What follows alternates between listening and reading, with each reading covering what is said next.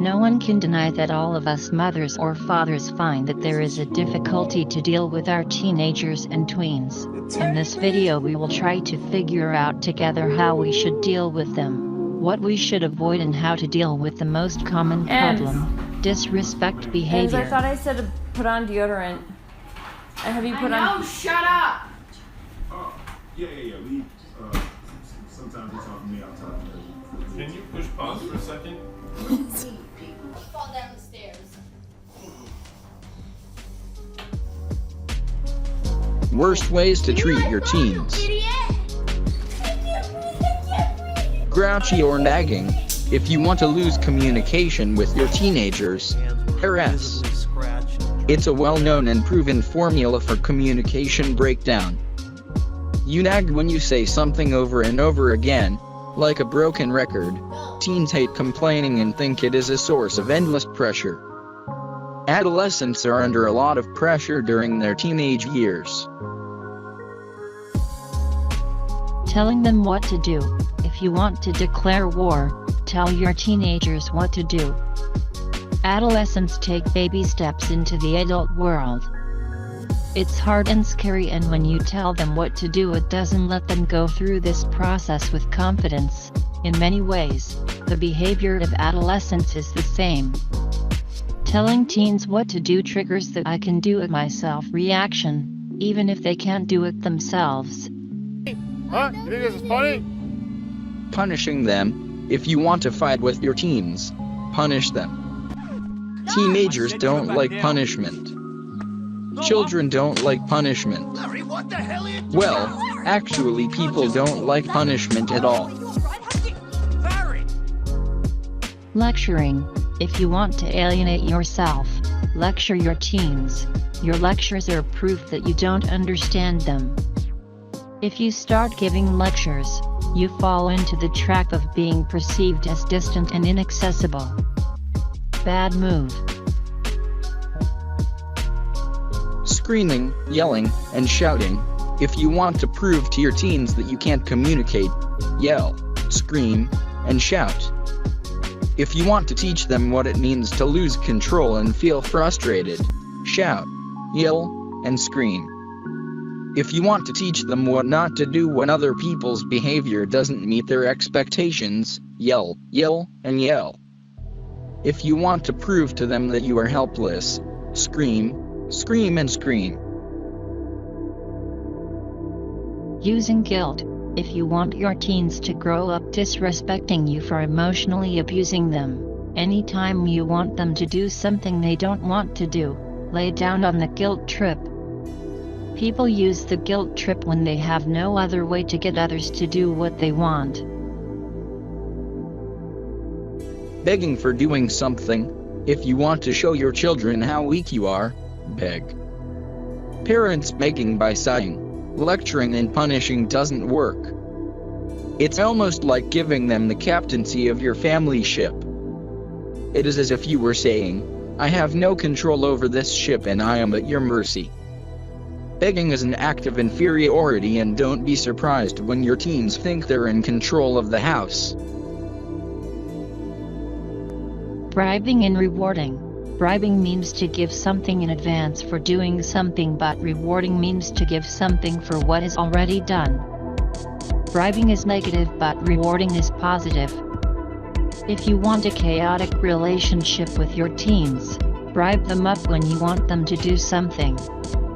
Bribes are paid before the desired action, while rewards are paid after. Best ways to treat your teens. Seek first to understand, then to be understood. One of the difficulties of adolescence is the negative image they have of adults. They think they are in constant conflict with adults. Even if parents, teachers, bosses, and other adults agree with them, they start communication from a defensive position. In their mind, there is a negative self-talk, saying they won't understand, they won't approve. If you want to help your teens get out of their negative self-talk, use the words "I understand" each. once you communicate with them. You don't have to agree, but you can still understand. Using this phrase will also help you distinguish between accepting and understanding, and will help you respect your teen's ideas, thoughts, and feelings. To ask Hey, son. questions. Socrates' I was way worried of about asking questions works We agreed that very you'd be well home an with hour ago teenagers. since I needed to use the car. When you tell your When I didn't hear children from what you, to I do, thought something bad you might are have happened. disrespecting Sorry, I was their at ideas, Sean's house. We thoughts, were all hanging and out. feelings I about didn't what they realize think that they it should was be so late doing. until I got in the car to come home. When you So- want to persuade your Listen, I'm teens glad to you're do okay, something, but why didn't you ask call when them you saw what instead time of it telling was? them to do it. I don't know. Socrates' Just way of said, asking "This questions works very Yeah. well with teenagers. It's human to lose track of time. When you tell especially your when you're having children what to fun. do, you are Mistakes happen, disrespecting but their ideas, part of growing up is thoughts, keeping your and agreements. feelings about what they I need think to know they that should if be we doing. agree on driving privileges and When a you time want that to you have persuade to be your home, teens you're to gonna do stick to it. something, ask You them get that, instead right? of telling them to do it. Reward good behavior. Rewards work much better and faster than punishments and promote a fulfilling and happy state of being. When we get angry, our kids have done the wrong thing and don't pay attention to them. In the form of punishment, they always get attention. Bad things are best ignored. Rather, good things should get all the attention. Say yes or okay much to fight that fighting at home only makes them unbearable. As a parent, you have to choose your fights. If you say no to each request, you create a wall between you and your teenagers and decrease communication between you. If your teens ask, "May I go to?" and you are not sure, tell them you need some time to think about it. If you agree, say "I've thought about it and it's okay." Make sure your approval is not conditional, like in "you can go with a condition." It's almost like saying yes, but no, and it will work against you. Instead, say yes and express your concern at eye level. Remember please and thank you, because those are the magic words. If you want children to be respectful to them. Teens with good manners are more successful than rude ones. Friends, teachers, bosses, and other adults get along best with them when they are polite. If you want your teens to get along well with adults, use the words please and thank you as often as possible. The more polite you are, the more you get the message across to use respectful language to your teens. When you thank your children for their help, you teach them to be grateful. Remind your teens how much you love them. Many parents say, "Of course I love my kids," but forget that hearing it over and over again is one of the sweetest things. We all need to feel love. Each expression of love adds confidence to our life, confidence in our relationships, confidence in ourselves, and confidence in our environment. Kiss your teens 12 times a day and make sure no day goes by without saying how much you love them. If you need ideas, here are a few. I am so proud of you for. I love you. You are my angel. You are the best child in the world. I received a gift. You. Encourage your teens. Without a lot of experience, life for teenagers is difficult. Research on emotional intelligence has found that young children have a natural willingness to try things due to lack of experience. They will try to do things that seem impossible long after the teens give up. Encourage your children to try one more time, to push themselves a little harder, and to try a different approach. Compliment your teens. Everyone loves a compliment. While we must learn to fill our own reservoir of compliments and not depend on the charity of others, we all love to get a helping hand from other sources who tell us we are good, wonderful, caring, passionate, understanding, successful, and the list of compliments is endless. It is very important to highlight the positive sides of our teens, to help them see them for themselves. Some compliments are worth more in the tank, depending on the teenager's needs. Compliment your teens. Dealing with your teens' disrespectful behavior. Establish clear rules for behavior and communication. For example, you could say, we speak with respect in our family. It means we don't call people by names.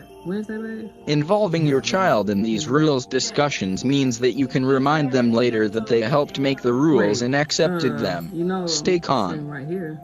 This is important if your child reacts with attitude to a discussion. Stop, take a deep breath, and calmly continue with what you wanted to say. Focus on the behavior, not the person. When you need to talk about disrespectful behavior, focus on the behavior and how you feel about it. Avoid any comments about your child's personality or character. Instead of saying you are rude, you can try saying something like, I feel hurt when you talk to me like that. It is okay to be clear about how you feel every now and then. I'm mad at you right now. It's hard to be talked about like that. Before you go to Valparaiso, will you go brush your hair and get ready for soccer? Be a role model. When you are with your child, try to talk and act the way you want your child to talk and act towards you. Praise your teen for positive communication. Aubrey, can you bring me your When you have a positive interaction, report it to your child. This lets them know that you are in the know and value their opinions. Define and use consequences, but try not to define too many. Sometimes it may be appropriate to use consequences for things like rudeness, swearing, You better lose the name attitude. calling. I already told you. Switch the laundry. Use humor. A shared laugh can break a deadlock, offer a different perspective on a situation, or lighten the tone of a conversation. Being lighthearted can also help alleviate a situation, but avoid making fun of, ridiculing, or being sarcastic. Ignore your child's shrugs, uplifted eyes, and annoyed stare if your child is generally behaving the way you would like. Sometimes teens are disrespectful without wanting to be rude. A helpful response might be something like, "This comment came across as quite offensive. Did you mean to be rude?" Another adult you know and trust, such as an aunt, uncle, or family friend, may be able to support your child during this time. Getting someone like this involved can be a great way to ease the tension between you and your child. Things to avoid: arguing. This rarely works for parents or teens. When we are angry, we may say things that we don't mean. A more effective approach is to give yourself some time to calm down. Bad timing. Few of us want to talk about a difficult subject when we are angry or upset. If you are angry or in the middle of an argument, it will be difficult to calmly discuss what to expect from your child. A more effective approach is to tell her you want to talk and to agree on a time to meet and discuss the problem later. Be on the defensive. This is very rarely useful. Try not to take it personally. Lecture. Even if you have more life experience than your child, lecturing him on how to behave may prevent him from listening.